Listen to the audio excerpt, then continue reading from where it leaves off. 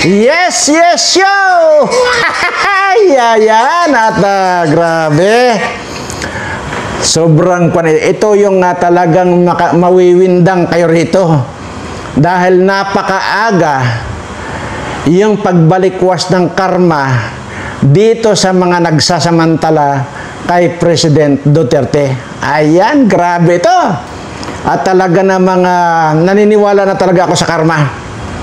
At naniniwala din ako na kapag nag-subscribe kayo dito sa channel ko, gaganda at gugwapo kayo. Pero mayroon po dyan nag-comment na matagal na raw nag-subscribe sa akin pero hindi pa naman daw gumaganda. Ayan, pag-usapan muna natin sandali.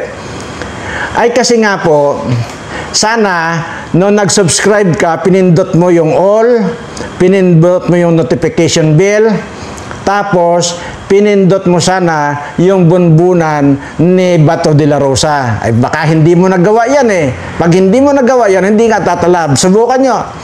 Pindot na to, subscribe dito. Kaya yan. At para lubos sa mong maintindihan at yung sinasabi mong hindi pa tumatalab ay yung kasi ang kulang, hindi mo pa pinipindot yung bunbunan ni Senador Bato de la Rosa. Ayan.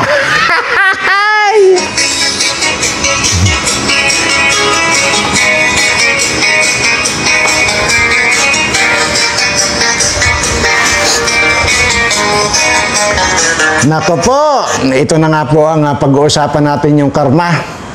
Aba ay malamang mapupuno itong kulungan dyan sa Muntinlupa pagka nagkataon. Dahil lahat ng mga gumagamit kay President Duterte, lahat yung mga double agent, lahat yung mga scammer na yan na gustong pagkakitaan yung matanda na yun nga ay nangangayayat na sa dahig, ayan, karma na. Instant karma ang inabot. Alam niyo kung bakit? Ay, sinampahan lang naman sila ng kaso nitong si Risa Hontiveros. Ayan. Ngayon ay hindi ibig sabihin na si Hontiveros ang nagsampa sa kanila ay kakampi na ako kay Hontiveros. Hindi ibig sabihin na galit ako rito sa mga scammer na ito ay kakampi na ako kay Hontiveros. Hindi po. Ang sa akin lang po rito talagang demonyo sa demonyo naglalaban na.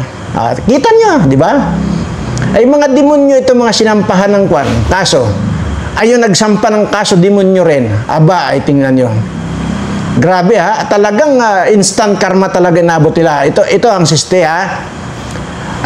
sino ba yun? Sinampahan si Crescetio, si Tio Moreno na supot, si Banat Bay na bakling, si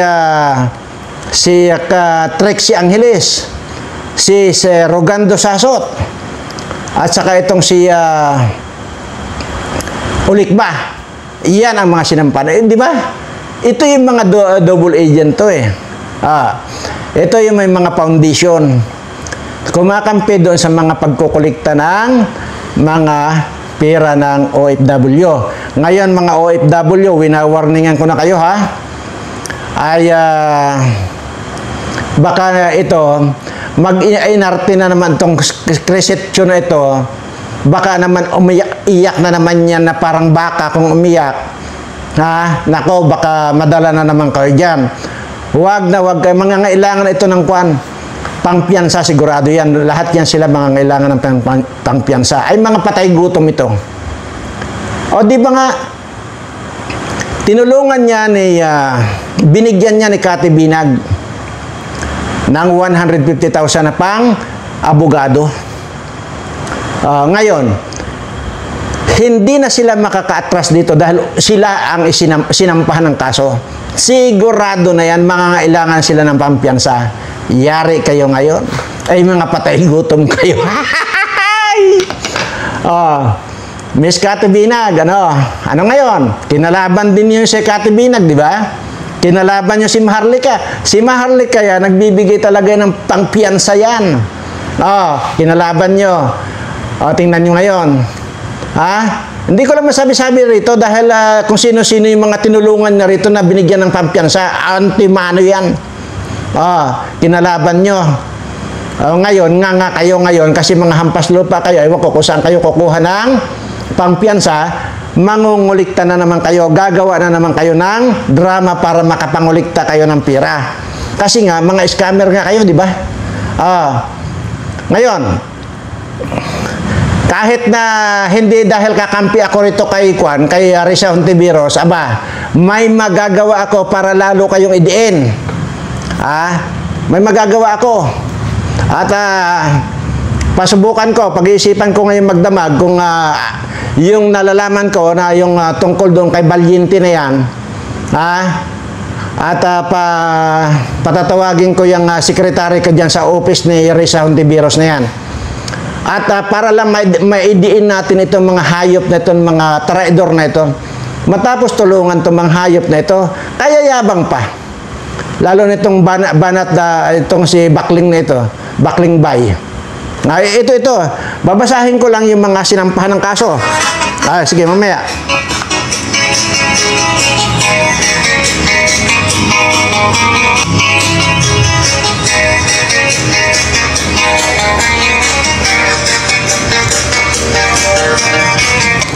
Kawawa naman yung mga OFW na makukuha nito, mga ito. Yung mga taong makukuliktahan na naman ang pera nito kasi gagamitin na naman nila lalo itong butanding na ito. Aatungal yan na parang baka. Gaganyan-ganyan na naman yan. Magmamakaawa yan para may pampiyansa. Ito talaga, wala na silang kwan dito eh. Hoy, Kriset. Alam mo ba? Alalahanin nyo. Kayong lahat na nasampahan ng kaso ni Hontiveros. Alalahanin nyo, may probable cause o wala. Pagka ginusto ng gobyernong ito, kulong ka. Kulong kayong lahat. Ay, kung ito, hindi nag-iisip eh. Hindi kayo nag-iisip. Akala nyo, ganun-ganun lang. Hindi nyo alam yon? Ay kung si President Duterte nga bigla na lang hinila yan at pinasakay sa airplane, dinala sa dahig kayo pa. Yan, Kriset, nako.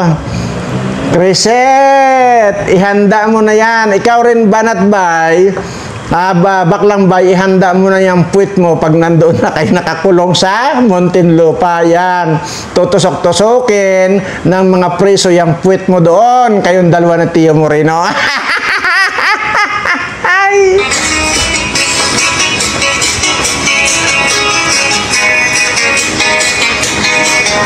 Nako, grabe. Ang bilis ng karma. Yung pambabastos yun lang dito kay President Duterte, yan, ang karma na kayo. At, saan na ba yung kwan? Anyway, may listahan ako na ayan, nandito yung listahan ko, ito yung listahan ko, 11, Hindi ko na babasahin dito yung, hindi ko naman hindi naman mga mapagsamantala, At dito, yung iba rito talagang lumalaban talaga ito ng kwanto. Hindi dahil sa pira-pira. Kaya dito sa labing isa ay may baron lang akong babanggitin dito na yung mga mapagsamantala. Unahin na natin itong si Joey Cruz na Ulikba. Ayan. Kaya ba ito yung mayabang to eh. Ito yung mga mayayabang. Tingnan nyo lang kung hindi kayo makulong dito, maniwala kayo sa akin. Uulitin ko, administration ito. Na kahit walang probable cause, gagawa nila ng kaso. Maniwala kayo, maniwala na kayo dito sa akin. Hindi ko alam yung basta yan. Ito, Tio Moreno, nasupot. Ayan. Sabi ko nga sa iyo, ihanda mo yung puwit mo dahil sasalugsugin niya ng mga preso sa Muntinlupa. Nako, ito si Banat Bay. Ayun, nandiyan po yun ha. Nandiyan lahat. Binabasa ko lang ha. Banat Bay. O, basta sabi ko nga, hindi ko na babasahin dito yung iba. Itong si Sas Rogando Sasot, kasama sa demanda. Crescitio, ito yung butanding na talagang mga double agent to. Kasama na rin itong si Trixie Angeles na abogadang gaga. Ayan. So, marami po yan. Mapupuno yung kwan, yung Muntinlupa. Nako, Crescit. Naniwala ka sa akin. Ang matindi pa rito ngayon,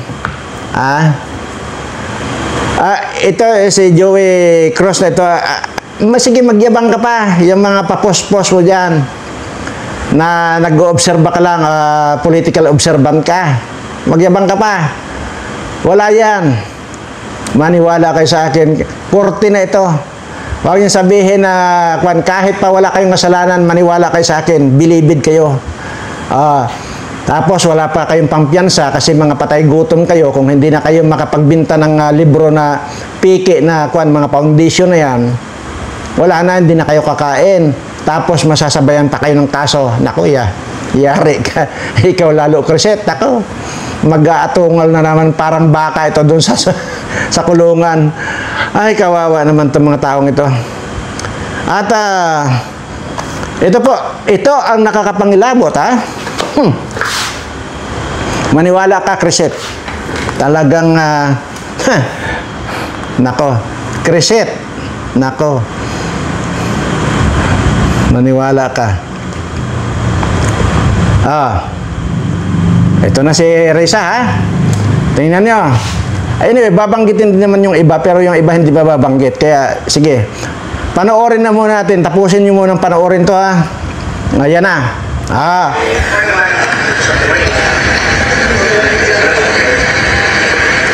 Ayan na.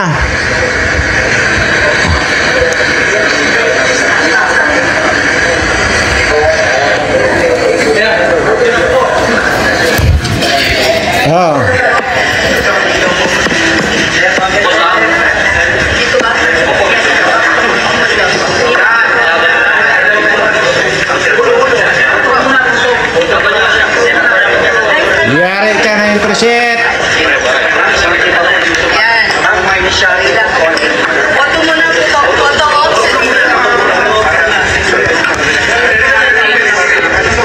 Ayan na.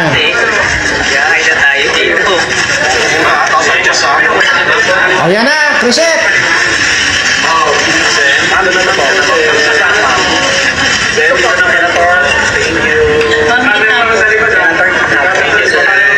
Gitna.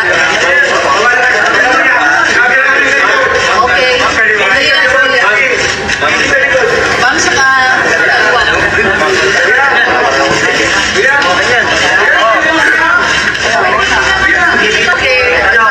First Lord. Alright, go. Yuko tayo. Let's go. First posting is ito. Isa lang. Yung PBS na, Sige, Asher. sino po yung mga kinasuhan ay sinama po natin sa reklamo natin? Yan. Una, nandito ako ngayong umaga, gaya ng sinabi kong gagawin noong Lunes, Yan. kasama sina Attorney Britannico at yung kanilang firm para maghain ng reklamo sa National Bureau of Investigation. Nako! Pangunahing layunin ng reklamo, alamin sino ang nasa likod ng pag-produce ng video, 2 video na ni Michael Maurilio. Dahil hanggang ngayon, wala pa ring umaamin, wala pa ring nag-aangkin.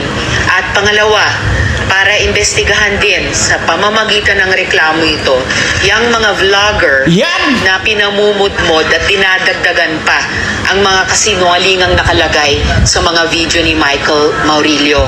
Kabilang po dyan sina Crisette Chu, Nako, James Crescit! Onza, Sasasot, Trixie Cruz Angeles, Banat Bay at iba pa. Nako, Banat Bay! Abangan po natin ang progress nitong investigasyon. Unang hakbang pa lang ito. Nako! Nako! Aalamin po namin at sa payo ng aking mga abogado kung sino pa ang dapat kasuhan at ano-ano pa ang dapat ikaso sa kanila. Nako! Senator, ang pinag niyo po ay perjury po ba o meron po libel? Batay sa payo ng aking mga abogado, cyber libel Nako, Trichet! na ireklamo dito. Sabihin ko po sa inyo, bilang isang nagtatrabaho sa public service, bukas ako lagi at dapat lang bukas lagi sa mga puna, sa mga kritisismo. Pero hindi ako papayag sa ganitong mga pagsisinungaling, mga mapapanganib na pagsisinungaling, lalo na ang tinarget ay hindi lang ako. Ang tinarget ay ang mga witnesses, ang tinarget pati mga staff ko, tinarget ang Senado mismo. Senator, kailan kayo na-reklamo niyo? Sir? Kailan po kayo na-reklamo niyo? So far, 1 dosena. Oh! Pero bate nga sa mapag-aalaman ng NBI sa kanilang investigasyon, maaaring dumami pa po yun. At maaaring dumami pa dagdag sa cyber libel ang iaakusa ko sa kanila. Yung po mga binagit ang pangalan, Senator, sila po yung kasama po sa kaso. Kasama na po sila dito sa reklamong inihain namin ngayong umaga. Supposed to send ang send inquiry on them, diba parang profilation of fake news na naman to?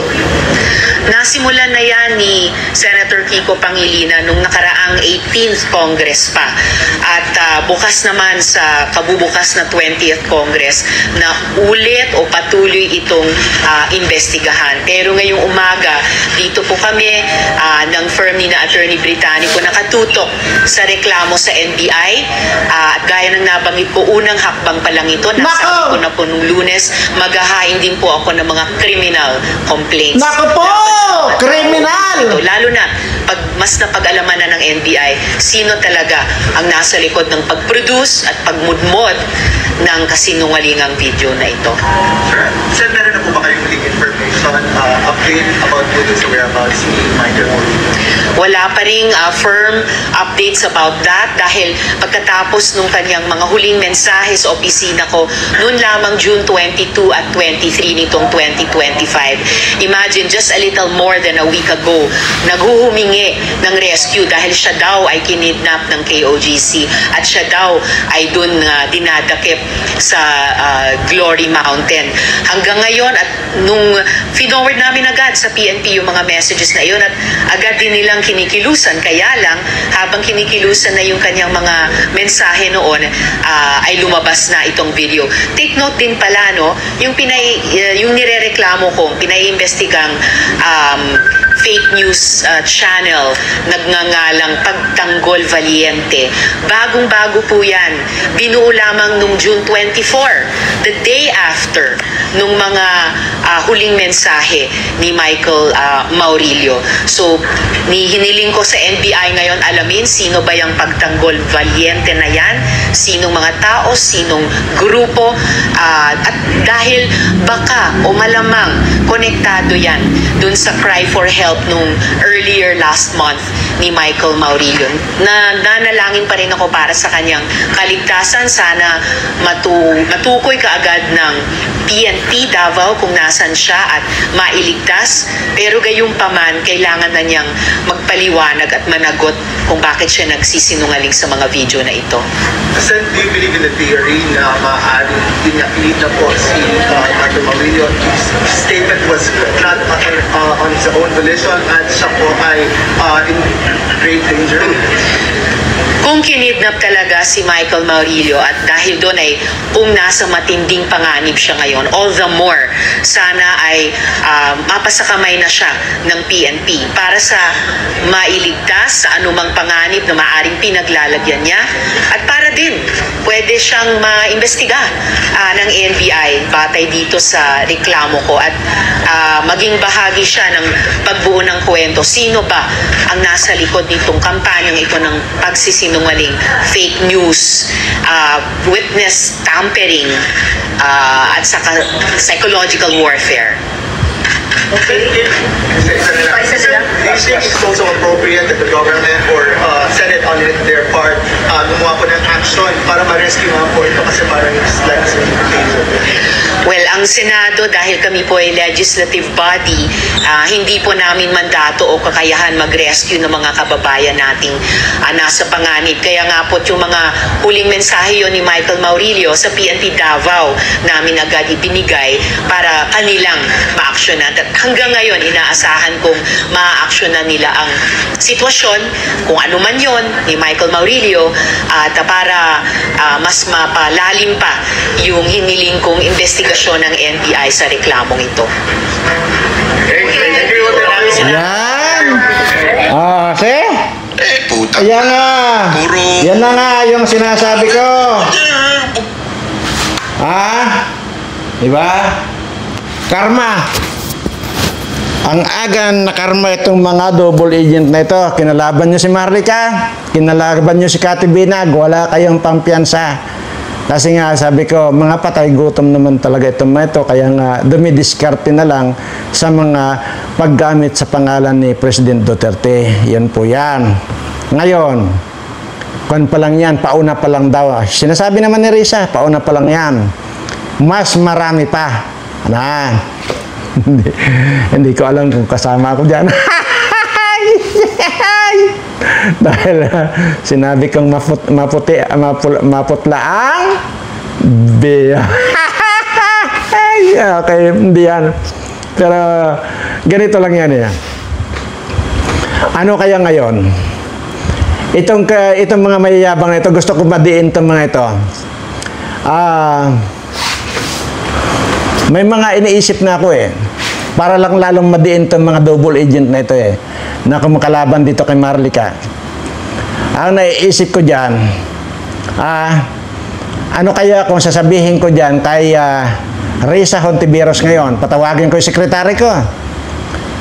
Sabihin ng mga sekretary ko, Madam Senador, yung aking boss ay kilala kung sino-sino ang nasa likod ng pagtanggol balyente na yan at mga kasabwat. Paano ngayon? Yun. Siyempre, kakausapin ako ni Risa. Mr. Berana, alam mo raw? Oo, alam ko. Yung mga nasa likod niyan, mga yan, si Banat Bay, si Joey Cruz, si Crisit na Butandeng, yan, si Trixie Angeles na yan. Mga kanyan, sila ang nagbuo niyan. Paano ngayon yan? Pagka tumayo akong witness, pagka idiniin ko kayo. Uso ngayon yung kwan. Uso ngayon yung mga fake witness. Ay paano kung paninindigan ko yan ngayon? Ayan ang sinasabi ko sa inyo. Huwag niyong pinapairal yung mga kayabangan niyo. Bukas, may ipapanood ako na vlog ni Banat Bay na sobrang lutong magmura dito kay Marlica. Kaya dito ako napapaisip na baka pag ako inabot ng tupak dito, pupunta lang ako kay Risa. Ipagtuturo ko lang kayo na kayo ang nasa likod niyan. Binuo ninyo yan, tapos kayo sa akin. Di ba? Hindi ko kinukuhan dito na magwatak-watak ang DDS. Kalukuhan yan. Wala yan. Hindi naman talaga mga DDS ito, mga hayop na ito. Hindi yan. Hindi mga DDS yan. Ginagamit lang nila yan talaga si President Duterte for their own interest. Yan ang totoo dyan. Para lang magkaroon sila ng content. Yan lang. Ngayon, mayroon pa nga silang mga koleksyon na yan. Mayroon pa silang mga foundation na yan. Mayroon pa silang mga libro-libro. Hindi lang pala iisa, kundi 3. Para matuldo ka na ito. Titingnan ko, makikiramdam pa rin ako. Huwag kayong pakasiguro, makikiramdam pa rin ako. Bagamat, kahit na sinabi ko na rito, mayroon pa rin akong pamamaraan na pwede kong sabihin na, brinid ko mo na yan dyan, mag-pipick witness ka. Hindi yan. Hindi nyo pa rin alam, hindi nyo pa rin magigets kung paano kong lulubidin yan. Yan ang hindi nyo alam. Ngayon, yan na yung sinasabi ko. Ito, yung quadcom na yan, yung tricom na yan, ay hindi kayo yan. Wala yan. Pero ito mismong korte na. Sabihin na natin na yan ay madidismiss yung kaso ninyo. Sabihin na natin na walang kanya si Risa, talo si Risa dyan. Bakit? Kailangan nyo magpiyansa ngayon para pangsamantalang paglaya ninyo habang dinidinig ang kaso. Sino ang abogado na magdidepende sa inyo na walang bayad? Kaya perwisyo din kayo dito. Mapoperwisyo kayo rito. Ang pinakamababa ngayon yung mga bobo na mga abogado, acceptance pay 50,000. Pinakamababa yan pinakabababa yan, mga bubong abogado yan, yung sinasabi ko. Talagang may lisensya lang pero mga bobo. Acceptance pay 50,000. Pero yung sinasabi ni Risa na magsasampa pa, may mga criminal case na isasampa sa inyo, abay 100,000 yan. Doon yun sa mga bobo na abogado. Magkano ang retainer niyan? Or iba pa yung retainer niyan. Ngayon, pagka yan ay kada hearing yan, yung tawag na yung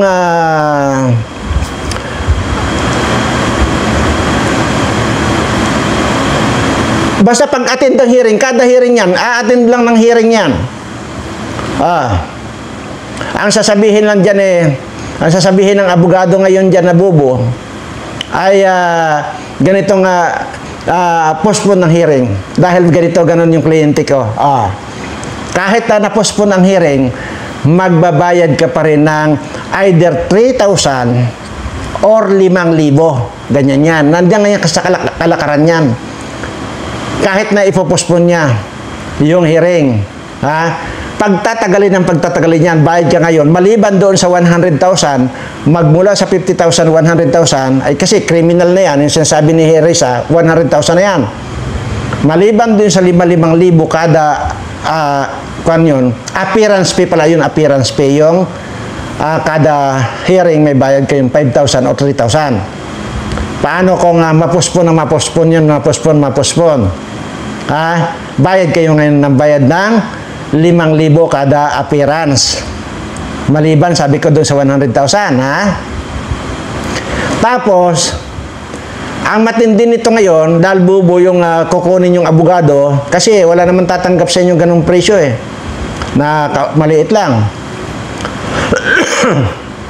Ilalaglag na kayo niyan pagka nakunan ng pera niyan. Laglag na kayo niyan. Di ba? Ano ang gagawin? Sasabihin magro-roll yung judge ngayon. Sasabihin na itong mga nakalagay dito yung nasasakdal ay napatunayan nagkasala beyond reasonable doubt. Tak! Sabi Martillo, kulong na! Kulong na si Criseta! Ngaw si Criseta ngayon. Ngaw yan! Maniwala ka sa akin. Nako, huwag kayong magmamalaki. Tandaan mo, kayo mga bubo kayo na mga double kara kayo, mga double agent kayo, Kasi mga bubo nga kayo Nagyayabang pa yung mga post pa nila sa Facebook, nagyayabang pa Sige, tingnan natin. Sinabi ko na kanina, kung abogado at abogado ang pag-uusapan, abay nandiyan na lahat ang abogado magagaling kay President Duterte, pero dahil sa walang pandito, basta kang ginusto nilang ipakulong ka, ikukulong ka nila. Tingnan si President Duterte. Yan ngayon, Crisette, ang tandaan mo. Sigurado iiyak ka niyan. Nako. Basta dito, natipuhan kang papakulong ka. kahit na wala kang kasalanan or wala kang kuan. Nagsabi ka lang pag halimbawa sinabi mo lang halimbawa na itong si Risa Hontiveros ay maputla ang bilat halimbawa. Pag dinimanda ka niyan, kakargahan ng kaso niyan, maniwala ka sa akin, kulong ka pa rin. Kasi nga, alalahanin ninyo, nakadikit yan kay Marcos yan, nakadikit yan kay Lisa. Itong Lisa na ito at saka itong Risa na ito, parehong mga satanas yan. Maniwala kayo sa akin. Pero ako, hindi ako kakasuhan yan. Alam mo kung bakit? Kasi nga, sinasabi ko, tutulong ako sa kanya na para idiin kayo ng mga double agent kayo na pinagkakakitaan nyo itong si President Duterte. Tingnan natin. Depende kung hindi magbago ang isip ko, ididiin ko kayo sa pamamagitan ng pag-witness na kayo, paninindigan ko yan na kayo ang may alam. Sabihin ko, alam yan ni Banat Bay, alam yan ni Cresitio, alam yan ni Joey Dibibre, alam yan ni kung sino pa. Pupukpukin ng judge ang kanyang lamisa para sabihin na guilty kayo. Crescent, ihanda mo na yung kwan mo. Magbaon ka na ng kwan. Magbaon ka na ng maraming tawas. Tapos maraming kalamansi. Saka gasolina. Kasi sigurado ako, babatukan ka doon dahil yung bantot ng kilikili yung putok mo. Babatukan ka doon. Mabantot yan. Kaya kasi pinapagbaon kita ng gasolina kasi pag hindi makuha sa tawas ng kuskus yan, hindi makuha sa kalamansi, buhusan mo ng gasolina yung kilikili mo, sindihan mo. Yan, kaya pinagbabaon kita ng gasolina. I-ready mo ng gasolina. Kasi babatukan ka ng babatukan doon kasi pag sumingaw yung putok mo, nako. Yan na, ang sinasabi ko. Di mo alam. May vlog pala si Maharlika tungkol dyan. Di ba?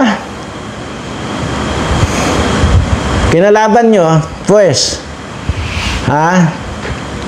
bukas, pag-uusapan natin yung pagpuputang ina ni Banat Bay kay Maharlika. Pag-uusapan natin yan. Nakareserva na yun na itatopic ko. Kasi nakita ko lang ito ngayong video. Kaninang umaga lang po yan, yung pagsampa ni Risa Hontiveros ng mga kaso sa cyber libel. At hindi pa yan nga, sabi nga, hindi lang cyber libel yan, pati criminal na. Kukuha na sa inyo. Wala na po. Malaki ang acceptance ng abogado dyan sa criminal case. Hindi po basta-basta yan. Ayan. Mga OFW, baka magkon kayo yung mga followers nitong mga double agent na ito. Baka magdrama-drama at iyak-iyak yan sa inyo. Baka padalhan nyo yan ng Gcash dahil dyan sa papiyansa nila. Huwag niyong padadalhan yan. Anyway, bago po tayo bago ko putulin itong aking topic ngayon, ay may gusto lamang po akong ipakita sa inyo. Ano po?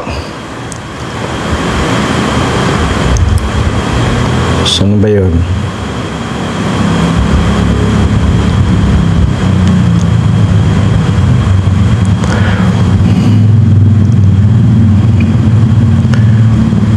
Siya po si Los, yan. Siya po si Los William. Los William po yan. Kaya ko po, inunang screenshot yung pangalan niya kasi nga, pag doon sa comment niya, hindi nabubuo yung pangalan. Kaya in-screenshot ko muna ng yung malaman natin yung pangalan niya. Ulitin ko, Los William po. Tapos, ito ang sunod kong ipapakita sa inyo. Yan. Nagpakulay po siya ng $2. Okay? US dollars po yan. Nagpakulay po siya. Yan ha. Ito na ngayon ang kukunin nyo. Kasi maaring nasa Amerika ito kasi US dollar. Hindi ko alam kung saan. Basta Los William. Anyway, bago ko po kukumentuhan ito, gusto lamang pong kitang pasalamatan, Miss Los William. Ano po, diyan sa iyong pinadalang super thanks na $2, US dollar, ano po. Pero madam, una nga po, sinabi ko nga po sa inyo na salamat. Pero baka naman po pwede nyo pang bawiin, pwede nyo pong i-cancel yan. Ang pagkakaalam ko po, pwede nyo i-cancel yan eh. Baka naman po pwedeng bawiin nyo or i-cancel nyo lang po. Kasi sinabi ko naman po doon sa mga nauna pang nagpapakulay sa akin, ay hindi ko na po talaga kailangan ng pera. Sa totoo lang po. Ganun pa man, sabi ko nga, salamat po dyan sa inyong pagpapakulay na yan, pero hindi po talaga ako tumatanggap ng mga ganyan na kahit na anong pong amount yan. At hindi po dahil sa, baka isipin nyo kasi hindi ko tinatanggap dahil naliliitan po ako. Hindi po, napakalaking bagay na po ito. Kung $2 po yan times sa 56 ba ngayon ang dollars, nasa 112 po yata. Yan, malaking bagay na po yan. Ang lagi ko po sinasabi rito, doon pa po sa lalo pa po ngayon doon sa mga gusto pang magpadala o mag-aatim pang mag-send sa akin ng mga ganyan, mga super thanks, mga pakulay na yan, huwag na lang po. Ang ngayon pa lang po ay ina-advance ko na yung aking pasasalamat sa inyo. Pero huwag nyo po akong papadalhan ng ganyan dahil unang-una po, sinabi ko naman po yan, ipunin nyo na lang po yan mga yan. Tapos, pag naipon nyo po yan, ipadala nyo po doon sa inyong mga kamag-anak na medyo kapos sa kabuhayan. Kung wala man kayong kamag-anak na ganun, doon po sa mga yung mga taong nandyan po sa kalsada na alam nyo naman pong kailangan nila yan. Malaking bagay po yung $2 na yan. So, again, Madam Los William, maraming salamat po, pero talagang sorry po, hindi ko po matatanggap yan. At ganun pa man, ay salamat na rin po. God bless po, at least nag-share kayo ng ganyan. Pero sana po, wag na sa akin, sa iba na lang po na talaga namang nangangailangan. Ayan. So, magawin naman po tayo dito sa mga raffle doon na yan, ha? Di ba nabalita diyan sa Kwan? Nabalita sa Channel 7 kagabi na yung raffle, asan ba yung raffle? Nueva Ecija ba o Nueva Vizcaya? Napiki na raffle na yan. Yan po yung sinasabi ko eh. Na huwag po kayong magbibitaw kahit na sintabos po yan. Kasi ang tayaan daw po yata, kung di ako nagkakamali, nasa 20 pesos po yata. Di ba? Nasa Channel 7 yan eh. Tapos wala naman daw talagang nananalo dyan. Ay, huwag po kayong magkukan. Kasi, unang-una, pagkapira na po kasi ang involved dito, hindi na po ninyo kontrolado yan. Maaring fake yan. Ganun po, yung raffle na yan. Kaya huwag po kayong magbibitaw kahit na sintabos yan. Kahit sintabos man yan, pira pa rin po yan. Huwag po kayong padadala doon sa ganitong mapapanalunan. Halimbawa, kotse, ang taya mo lang 20 pesos. Huwag po, kahit na sintabos. Kaya niulit-ulit ko lang po yan. Marami po ngayon mga tao na manluloko. Ngayon, ang sinasabi ko nga po rito, kung talagang gusto nyong sumali sa raffle, doon po sa raffle na wala kayong binabayaran. Kagaya po doon sa John Berana Vlogs, doon sa isang channel natin, nagpaparaffle po ako doon. Pero talagang as in bigay po talaga yon. Dahil dito, ang requirements ko lang po, isubscribe lang po itong Berana Live Studio TV, isubscribe yung John Berana Vlogs, i-screenshot nyo lang, isend sa Tariq Hassan Mirza yung katibayan na kayo nakapag-subscribe, and then pag na-receive ng secretary ko yan, isusulat lang po yung inyong mga pangalan at ilalagay po doon sa timba na yung mga pangalan ninyo. At kapag nirarapol na po yan doon sa June Berana Vlogs, hinahalo naman po yan, binubunot. Ayan po. At doon po, kung hindi po tayo nakakapag raffle ng 3 araw, ginagawa ko pong 30,000 bawat isa yan. Dalawa lagi ang nananalo. Ngayon, kung magkasunod naman po yan, lagi po 10,000 lang po yan. ang napapanalunan. So yun po. Dito po wala po kayong pinagbabawalan ko nga po rito yung mga kwan eh. Ayaw ko pong magkwan dito na yung sumali kayo sa raffle ko, magbayad kayo ng ganito, 10 piso, 20 pesos, wala po. Ako po, pagka nagpa-raffle po ako, ay dapat totohanan at saka talagang kaya kong panindigan. Yun po yung sinasabi ko dati sa inyo. Yun po mga hindi nakakalam. Noong pandemic po na nagpi-Facebook live pa lang ako na namimigay po ako na kalahating milyon, 1.5 million, 1 million, yung mga motorsiklo, mga bisikleta at kung ano-ano pa, mga grocery dyan na binibigay ko, ay wala po kayong binabayaran. At yun po ay may katibayan. Kahit ngayon po, yung mga nasabing mga nanalo noon, pwede kong samahan doon yung mga nanalo. Maging dito po sa mga nandito, kasi nakalista naman po ang mga pangalan nila eh. Yung mga nananalo dito. At saka unang-una, ano ang scam dito? Wala naman po kayong binabayaran. Sumali lang po kayo dito. Ganun naman po yan. Pakatandaan po ninyo. Ulitin ko na naman. Kapag po nang hingi na sila ng pira, kahit piso pa yan, huwag na po ninyong papatusin yan. Sabihin piso. Tapos mananalo kayo ng 1,000. Huwag po kayong maniniwala doon. Kagaya po nitong mga ginagawa nitong mga scammer na ito. Ginagamit yung pangalan na Salamat PRRD, pero sila lang ang nakikinabang. Nagsusolicit sila ng pira, sila lang nakikinabang. O kagaya nitong scammer na Joey na ito. Taga Canada, in-scam niya doon sa t-shirt. Kaya po, dito talagang tutulong po ako para maipalaganap ito.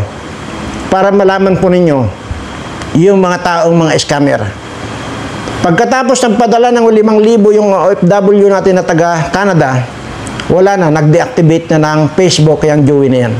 So, anong tawag doon? Scammer. Ngayon, kinarma na sila. At mayroon silang kaso. Anyway, yun lamang po. At yun pong mga gustong sumali ng raffle. Subscribe sa dalawang channel. I-screenshot, isend sa Tariq Hassan Mirza Messenger. At abangan yung raffle dyan. Araw-araw naman po yan. Sabi ko nga po, pag napapalyahan, okay lang po yan. Dahil sa mga susunod ay hindi po mapuputol yun. Ganun lamang po. Wala po kayong babayaran dito at ayoko po yan. At doon po sa mga nakakaalam din ng mga dating mga nagpadala rin ng pakulay-pakulay na yan, sinabihan ko rin po dito. At hindi ko po palalampasin. At kagaya nito, may nagpadala na naman kaya baka hindi niya po alam na hindi ako tumatanggap niyan. Maraming salamat po at pagpalain nawa tayo ng po may kapal. At sana, dito sa lahat ng mga subscriber ko, swerteng walang katapusan nawa ang darating sa inyo. Maraming salamat po at mahal na mahal ko po kayong lahat.